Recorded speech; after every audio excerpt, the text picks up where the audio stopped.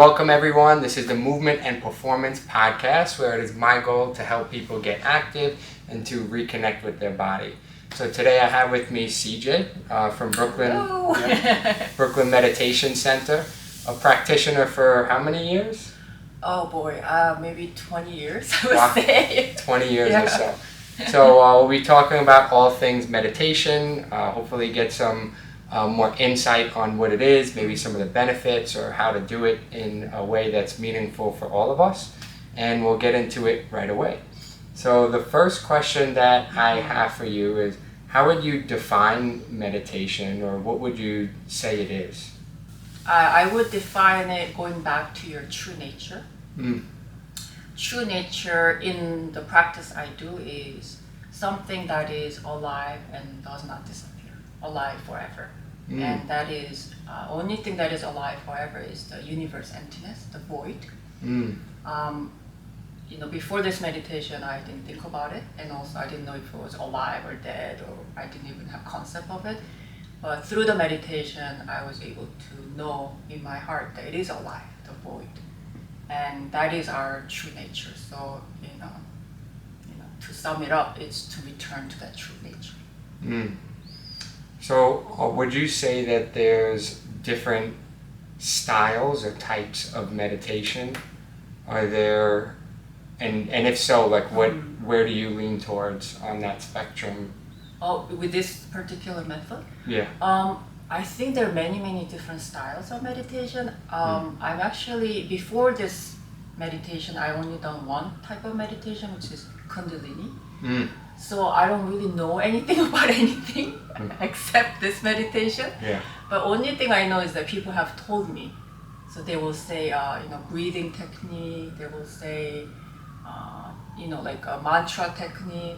So this meditation, we use visualization to release and let go of attachment. So and this is not Kundalini.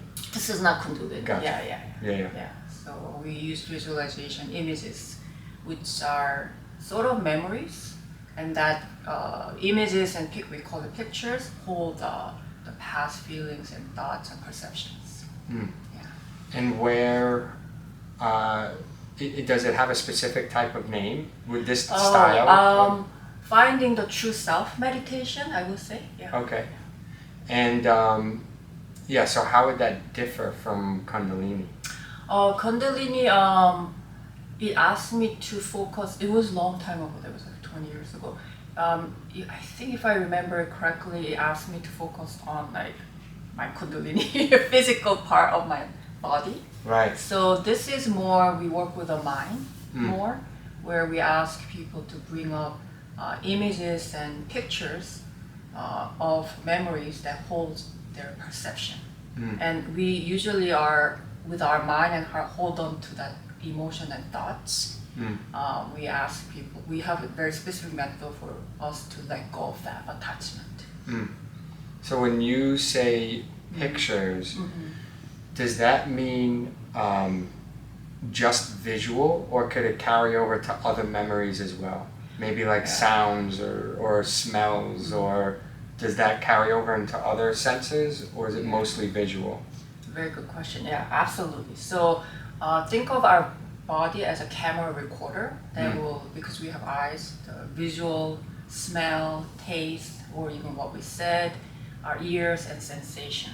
And then on top of, it's like a 3D camera that can record on top of that how we felt and what we thought of it and our interpretation and perception of it. Yeah.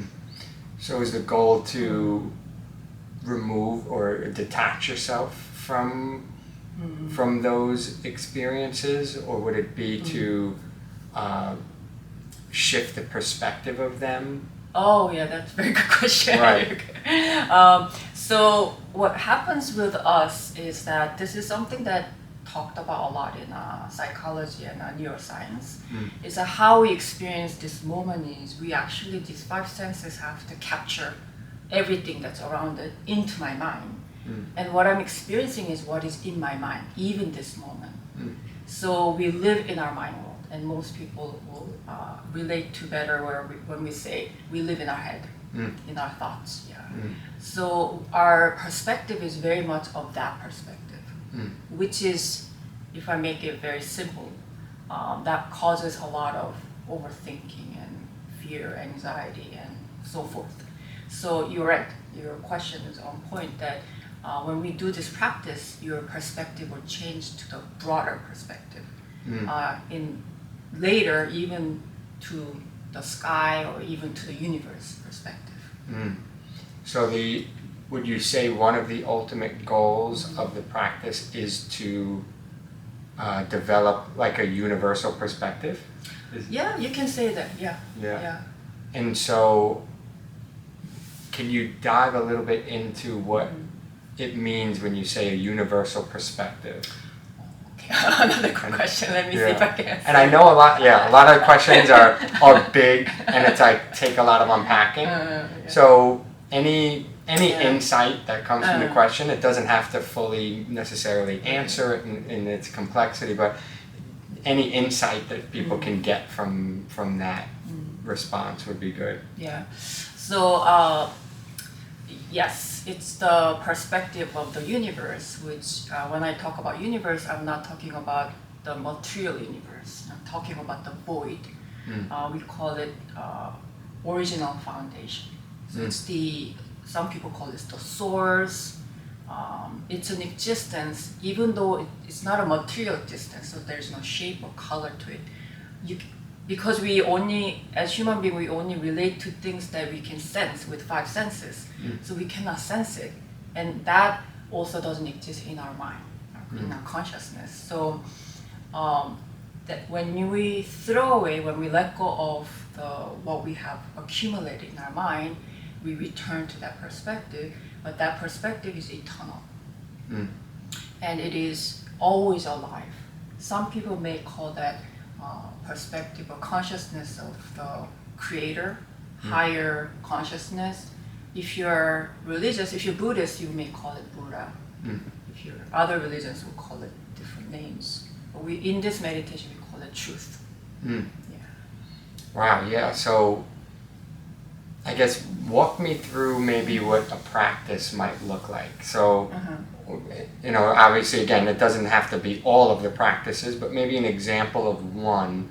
I'm trying to think of what should people be doing or visualizing or trying to accomplish in a meditation session to get to. And obviously, I don't think you ever really reach a destination. Is my assumption. It's an ongoing thing forever. But what would be the thing I'm trying to build up, and so what would a practice look like? What's very different about this meditation is that we do have a very structured, systematic way to get to that consciousness gradually. So the first step, we call it level, but first method that we use is we go through our life that's recorded in our mind, and we let go of the attachment. Let go of all the thoughts and feelings that's stored in it. And when we sort of graduate from that first step. And then we go to the second step, which is we focus on the human relationship, interpersonal relationships. So as much as you cleanse your mind out that way, because what I mentioned about the universe consciousness is everywhere. It's omnipresent everywhere. As much as you cleanse out, that consciousness will reveal within your mind. And that is what most people call, what you will consider the best side of humanity. It's the connectedness with others, wanting to make the world better, love and caring others without any expectations. That kind of universal consciousness will reveal within your mind. And what we call the kind of the ugly side of humanity or myself, anxiety, fear, inferiority, compared with others, that kind of mind will diminish, will be thrown out actually. Yeah. And so it almost makes me think of pieces, for example, like the ego, right? Like, so it's almost a stripping of the ego and this interconnectedness. Because I think if I'm thinking universal perspective, right, it's a piece in all of us. And I think once you start to see that shift of like, oh, we are all sharing this universe, or we all have a piece of the universe in us, we all are the universe. I think when you start to see that interconnectedness that kind of strips you of the ego, would you say that that's true? Yeah, that's right. Yeah, that's right. And also when the perspective of universe is that, we often go through thinking and worry throughout the day, stress, right? So there is this thoughts and worry and the emotion that comes from it. So when you're the perspective of universe, even though you have that thought and emotion, you're experiencing it, universe perspective is eternal and it is infinite, right? So you can really see it's a fleeting feeling based on the circumstances that you're in.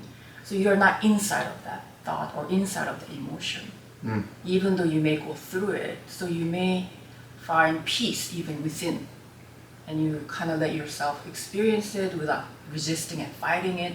A lot of times when I talk to people, it's not so much what's going on, like it's not so much the anxiety that's the issue, it's just how they relate to the anxiety, how they perceive it.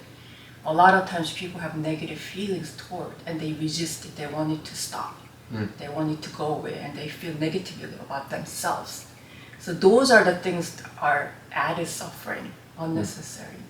So when people are at the more of that universe mind, they have much more patience, and they think of those just daily anxiety as just a passing experience of life. And honestly, a lot of people actually will have much of less anxiety moments throughout their life when they do this meditation. And do you ever have people focus on breathing or things like that in a practice? With our practice, we don't do breathing much. I do a little bit of breathing at the beginning, just have people kind of come back to this moment, settle down. But most of the practice is a lot of visualization and different method to abandon this false self, which is what you mentioned, ego. And what would be the difference between meditation and mindfulness? Go ahead. I don't know. But the thing about it is I don't really know what mindfulness is because I never practiced it. So I don't know if you can... I could say my sure. interpretation, like mindfulness, because it all seems like it has a lot of overlapping, but mindfulness to me is being able to be fully present in the moment. So as opposed to thinking in the past or thinking in the future, but really trying to be fully immersed here, whether that is with my, what's going on around me, like externally, or it could be internally. Some people say exteroceptive or interoceptive awareness, but I'm just fully engaged in this moment. I'm not thinking of the past, I'm not thinking of the future. And it seems to me, there's a lot of science nowadays, which is nice, things that people have known for years, but it's nice when science also now confirms that in another way. Maybe some people need to hear it that way. But there's a lot of science that shows that people who are mindful and more in the moment are happier people. Yeah. And even if the moment is unpleasant, people that are still in that moment are usually happier. And then there's people who are not in the moment, so even if I'm thinking about a good thought, it doesn't matter. Still, the person that is in the moment, good and bad, fully present, tends to live a more fulfilled or a better life. And it seems like when you're stripping yourself of some of those past thoughts, like you're saying, and it's almost helping me to be more mindful. It's helping me to be here in the moment and just be in this present, as opposed to being too attached to some of the anxieties and stresses and all the past experiences. Yeah, you put it much better. That's exactly what I was talking about. It's same. It's very, very same. Yeah. Yeah, and so it seems to me that, or I guess the question I could reframe it in a different way of, the meditation practice that you're doing, do you think it helps people to be more in the moment? Oh, absolutely. That is the whole point of it. So Right. it is exactly the same. I think mindfulness may have a different method, and we have another particular method. So the everything stems from the fact that we don't live in the world. Physically, you and I are in the world, but actually, even when we're born into our own mind world that I inherit from our ancestors. So I don't know if you heard, people tell me these things that, there is a book called It Didn't Start With You. Okay. Yeah, so there are many books and research done that a lot of things, the mind traits and how we respond to the world is already born, we are born with it in our DNA. Sometimes people call it intergenerational trauma. So when we're born into already in our mind world, so we are never living in the world.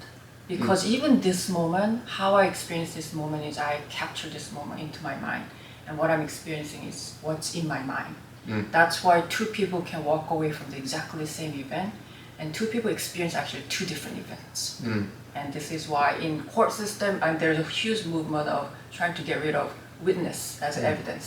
The person's witness is the least accurate of any evidence. So That makes sense. yeah, so and a lot of people were jailed for that, actually, wrongfully jailed. So the whole premises of this meditation is that the reason why there's a suffering, not only a personal suffering, but suffering as a whole, it comes from the fact that humans are what we call incomplete, meaning that the world is complete, the universe is complete, but humans are incomplete because we live in our mind world. That mind world is very self-oriented. In that world, what benefits me is good, what doesn't benefit is not good, even though it's not the case for other people. So that is ego. So in my mind world, what's important is myself, actually, to be honest. And this is something I can say with confidence because through my long time meditation, even though I didn't want to admit it, when I really look into my mind, I'm the most important thing in my mind world, which is the world to me. And that caused me so much suffering, so much conflicts. And protecting my pride, my self-image, what benefits me, and a lot of anxiety, overthinking comes from that. Yeah. So what would you say is your, I don't know, most important goal now? Or what was the word you said? That you said your pride and your ego, it was always kind of leading you to make decisions. Yeah. So what would you say now?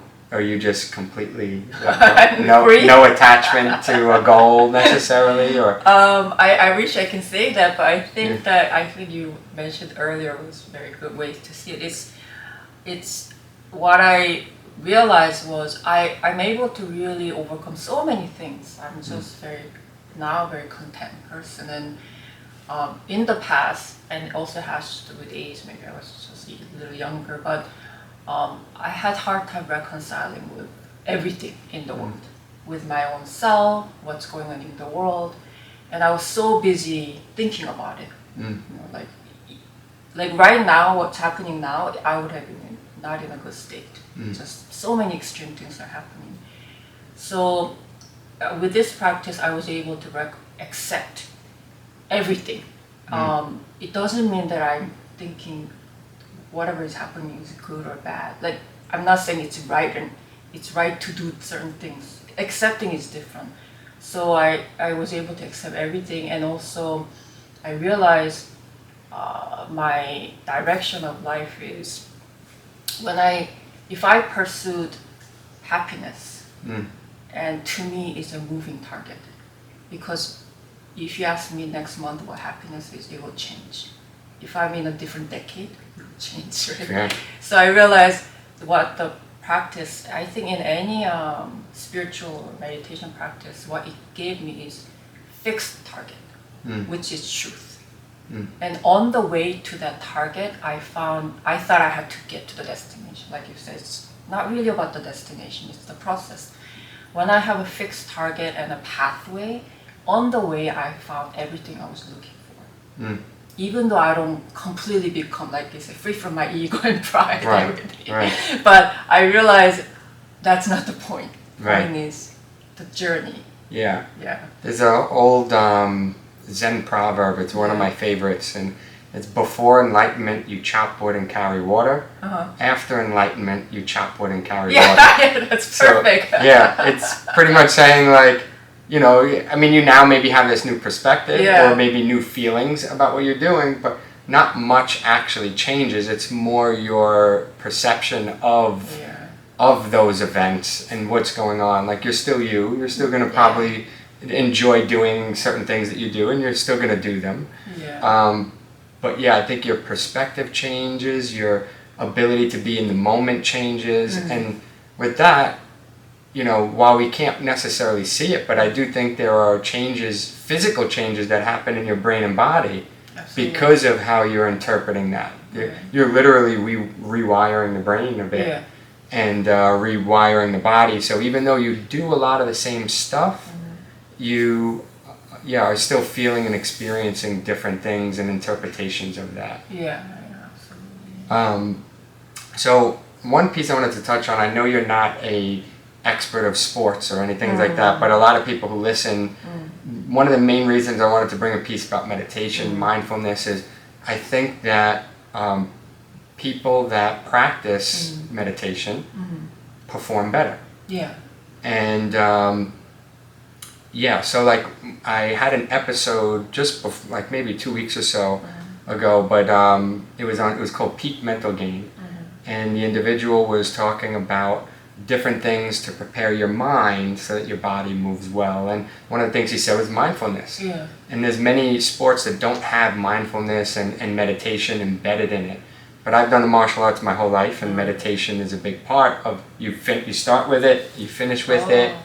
But do you think that meditation practices, while you know it might seem like it's disconnected, do you think it could improve somebody's performance in a physical endeavor? Absolutely. I mean, I cannot say more about it. Like, you know, even the question before. So we live in our mind world, right? It's constantly talking to you. Even you, whether you're aware of those thoughts or not, there's constantly you're not in the reality. You're not in the moment, and that's what interferes with the highest optimal performance that one can do, right? So the practice we do is that the practice and the system of this meditation is all about discarding that false reality, the perception world that you live in. So by doing that, you're more and more in reality and less thinking.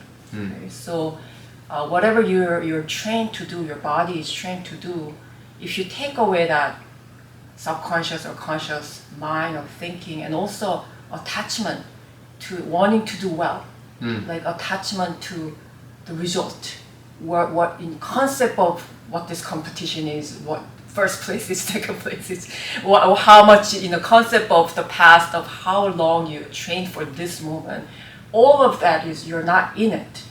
Think about it, like even for yourself, how well would you perform if you are free from all of that? That would be the optimal level. And when you do things 100%, no matter what the result is, you'll be okay with it, because you know that it was the highest optimal level you could have ever performed. Even you didn't get anything out of it, you'll be happy with it. Right? Yeah. Oh, you said that very well. Yeah. And that was something I practiced recently. I felt like my whole life I was always a bit anxious before competitions. I used to compete myself. And there became a point, and it probably is when I started maybe discovering more about meditation and mindfulness and these things, but where I said, you know what? Exactly what you said. I don't care if I win, I don't care if I lose, but what I do care about is putting my best performance on. I'm going to get up and just, I'm putting on a show, is the way I kind of looked at it. And again, that might still fall into maybe an ego piece there. It's not necessarily a show for myself, but meaning just that I'm going out there to perform, and I'm performing the best of my ability. And then after that, right, what more could someone ask for? If you win with your best, great. If you lose with your best, there's nothing I could have done anyway, but the best thing that I could do is put out my best and really be in this moment and detach myself from the winning, the losing, the people in the audience, the fear, who's watching. I used to get so nervous on who was watching, especially when I was in like high school, especially if you have a girl that you like or something, and if she's there and she sees me get, like, oh my God. Of course. And, all that, I said, like you said before, some things come with age too. But, I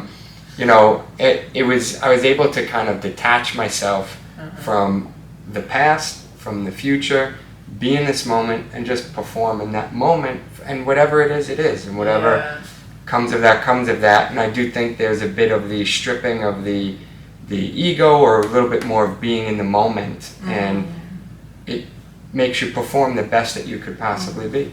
So no regrets. No regrets. Yeah, that's really amazing that you figured that out in your mind. Yeah, I mean, it wasn't on my own. It was definitely through, I'm always seeking out wisdom. And doing Japanese martial arts my whole life, we do begin and end with somewhat of a meditative practice.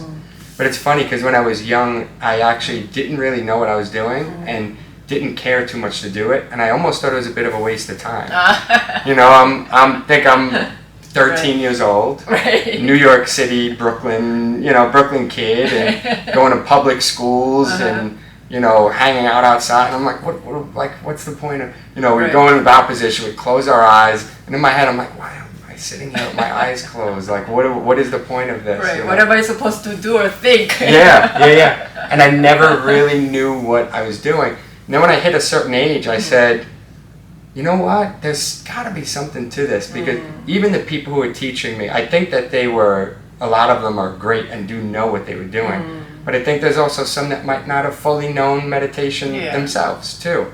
And so now here they are, you can't be a master of everything. So they're, trying to incorporate it, but maybe not fully knowing. So I think I went on my own adventure and journey to try and learn more about, like, what is this and why am I doing it? And in that, I kind of came to some of these conclusions, I think. So it definitely wasn't on my own, and, universal perspective with that too. Yeah, but that's amazing. Yeah. Wow. So when I was here, I came to one of your sessions. And one of the things that you had us do was kind of visualize some of those past experiences or something that you might have an anxious attachment to, and to get rid of it. And what are you having people think about? I remember you mentioning pieces that day. How are you having them? What are some things that you say and have them do in that practice to get rid of that thought? Help them to let it go. Well, that's a very good listener, very good memory. So at first, I help people to visualize themselves becoming, expand their awareness. I tell them to think about this room. They would think about this room, so they're coming out of their thoughts, their head. So I say, think about the sky, think about the earth. Then their mind kind of expands to earth. I say, think about the galaxy. So I help people to come out of their mind to kind of pretend they're universe. Even though you can't completely become universe, this is on the first session. And they can actually come out of their mind, and their mind is universe mind. From universe perspective, you can let go. But from your perspective, you can't, because that's your world, that is your reality. You cannot throw it. That's like telling people to ignore your life.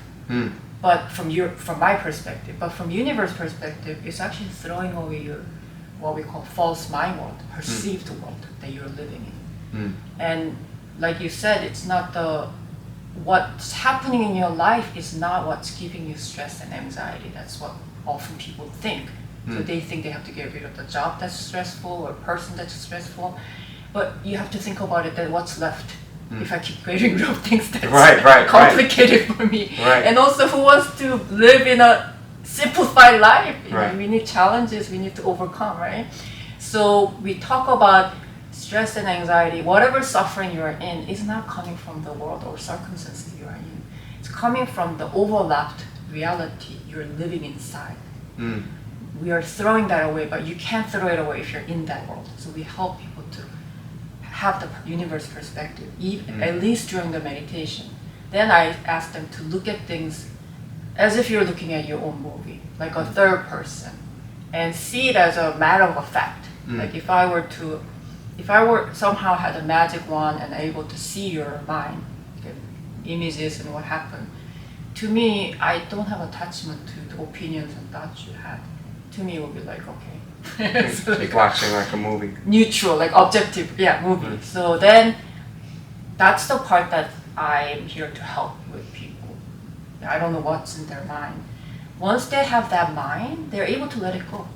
And most people are very sophisticated and very smart. They know they have to let it go. They want to let it go. They just didn't have a tool to let it go. And I had what was it called? There's a podcast I listened to where I don't want to say invented it. He might have invented it, but I have to. It's again it's like a collaborate. He didn't invent it himself. I'm sure it's a collaboration of a bunch of things, and then he put his unique interpretation on it. But he did something called a space-time bridging meditation. Whatever that means. Sounds interesting. It sounds interesting, but pretty much what he did was you kind of look at your hand and you take a couple of breaths, and then you look at something in the close distance and you take a couple breaths. Then you look at something in the further distance and take a couple breaths. Then you visualize yourself in the universe and take a couple breaths. So you're slowly drifting away from yourself into the. And there's other reasons why he does the hand, and actually the first one was the breath. So it was focusing internally, then it's externally, then all the way to this universal type of perspective. And it just made me think of that, and I almost would visualize myself, and I'm curious your thoughts, but I would actually like visualize almost like being in the universe. Like, can someone do that? Like visualize himself out there, like sitting and looking at the earth? Yeah, that's fantastic. Thank you for letting me know. I think I'm gonna use that. That's a great idea. So often I say you're in the universe. You could be yourself, or you're not there. Like, and also sometimes I use time, and I said time is relative to universe. 10 years is like a second. Your life is like a minute. Right. And then I say, time passed. 100 years passed. You're not here. Right. Then people are able to see their life as just a fleeting moments. That helps them to let go. I like that. Yeah. Are there any environments that you think help when someone's doing a meditative practice? Should they be seated? Should they be comfortable? Should the lights be off? Should their eyes be closed? Are there any things that would help facilitate that environment? That's a very good question. I mean, I think it's a similar thing with sleeping pattern. Like, we did a lot of research on sleeping because we do better sleep meditation. And they talk about how we need to, you have to train your brain to think this is a meditative space and time. So it's good to have a place where it's only used for meditation, a corner of your room, maybe a chair, that's where you do meditation every time. And create an environment you feel comfortable, whether it's lower light or less noise, maybe time, like a specific time during the day that you can do. So you're training your brain to think that that's the time for you to settle down, go into your mind and let go. And what was I going to say? I think that's, and then it's always better to do, in my opinion, guided meditation. Because our mind has such a habit, that's what my mind does 24 hours, it's just dwelling and dwelling, thinking within. So it's when somebody else, who's not you, is helping you to see things outside of your mind is very, very helpful. I agree. I even apply that with exercise. Like, I'll exercise more and actually do the practice more when there's an instructor in a class. Absolutely. And guided meditation, I feel the same way. It just sets up that environment to, be a little bit more in that moment. I would agree with that. So as we slowly start to come to a close a bit, What would you say meditation has done for you personally? Oh, I cannot even describe in words. I mean, it really saved my life. I mean, I was always depressed. I was never happy kid. And very anxious. And, I am what they call 1.5 generation. My parents are Korean. They always lived in Korea. So they didn't have a concept of anxiety or anything like a mental health thing. So, I just didn't have anything to help me with. I realized my dad also had a lifelong anxiety and depression. He went through a war. He was a soldier in Vietnam. He had a lot of not only mental challenges like that, but also physical, a lot of illnesses. He had something called chronic fatigue syndrome. This is after 20 years of suffering, not being able to sleep, eat food regularly, and I don't know if you ever heard of chronic fatigue syndrome. No, actually. It's a very elusive illness. There's nothing wrong with your body, not physically wrong. Some people say it's just a mental state. So the reason why I got into this meditation is because I've never seen him. He did this meditation, this particular practice. I've never seen him happy. I've never seen him healthy. And I started to see him happy and healthy with this meditation. So, and for me, I would have, without having to do this meditation, I would have lived my life with so much anxiety and stress and depression, and I would have survived it, I have lived it, but I would have subsisted, just existed, just kind of barely handled my mind. And to me, that is not living. To anyone, that is not living. Right? And now I feel fully in the moment. There's there's nothing going on in my mind usually. Just right now. Right. Just a very, very content and very at peace. I feel very reconciled with the world, and also with the work that I do, I found a way I can, in my own small way, I can help the world. That's the purpose. I always wanted to find like purposeful life or purposeful work. I didn't want to work just to earn a living. That would have been even sadder to my depressive mind. Yeah. So it completely changed my life. Yeah, it makes me think when you said there's not much going on in your mind sometimes. I was at by the Belt Parkway on the side, there's a little area, a bunch of seagulls. They just sit there and just face the sun. Yeah. And I almost think that's mindfulness and meditation right there. Exactly. They're and it's a form of they're just in that moment. They're just there.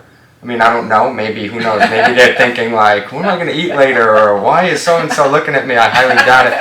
But they're just there and they look at the sun. It's so simple. And I feel like the practice can help with that, and sometimes having a little more of that, just being in the moment, is very helpful. Did you learn the practice in Korea? Just curious. No, actually, my dad studied in New Jersey, so I studied. There was a center. There's still the center in Flushing, Queens. Wow. So I studied there. And how many days a week do you meditate? Do you meditate often? Now? Yeah. I actually meditate every day. How long is the meditation session? For myself, sometimes 30 minutes, 45 minutes. Wow. Yeah. Morning, night, before bed? I do it kind of any time because I'm guiding. Also, when I guide, I also meditate too, but it's different than doing it for myself. So I have to fit into my schedules. It differs. Yeah. Do you, for a beginner, how often would you recommend that they? Oh, if you want, I'm like a meditation Nazi. I would say every day. Anytime you can. Yeah, anytime you can, but I think it depends on how much you want to get out of it. Like same thing with exercise. If you exercise once a week, that's what you're going to get out of. If you exercise, I would say if you have a full life with job and family, 3 times a week would be fantastic. Would be really fantastic. Every day would be even mind-blowing, but people are busy. So. And how can people stay connected with you or Brooklyn Meditation? I know you have the Wednesday.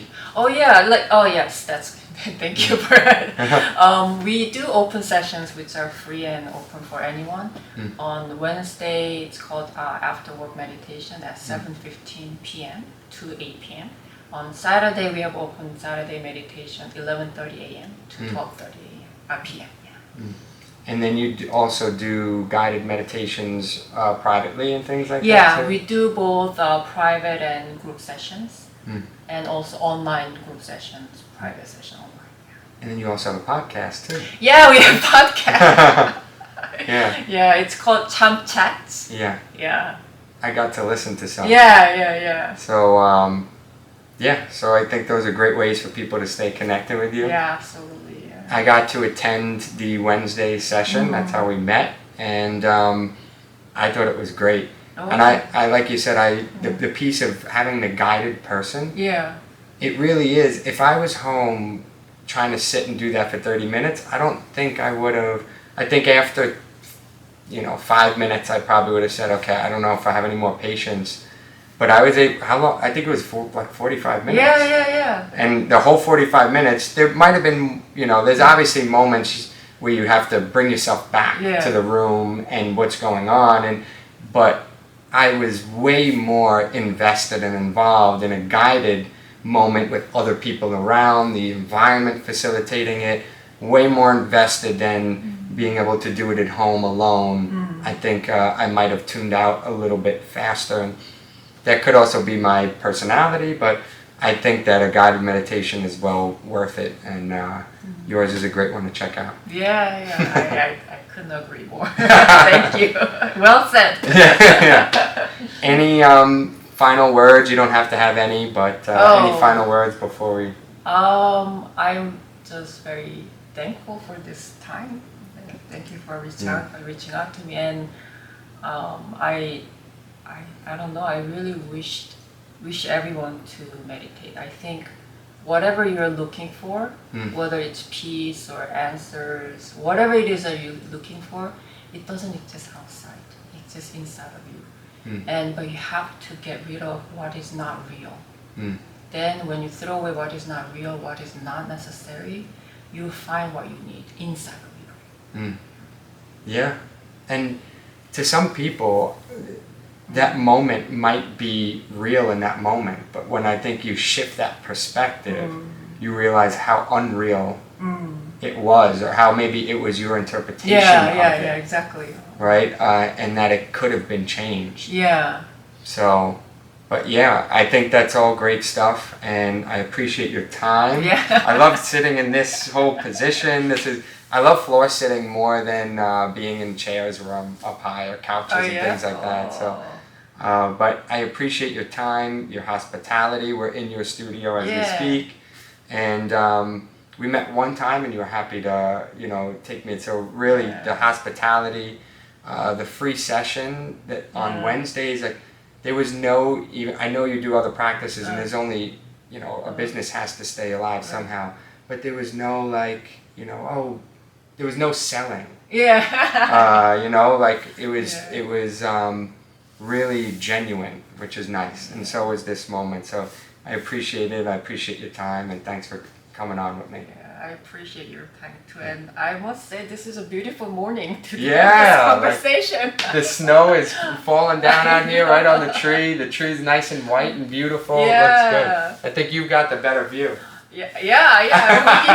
This is perfect. Yeah. I have someone who's helping me out, and they said always prioritize the guest. So I'm glad you have the better view and the better camera view and all that stuff too. Thank you. But thank you, everyone. Thank you for tuning in. Please like and subscribe if this is on YouTube, and I hope to catch you on the next episode soon. Yay. Thank you.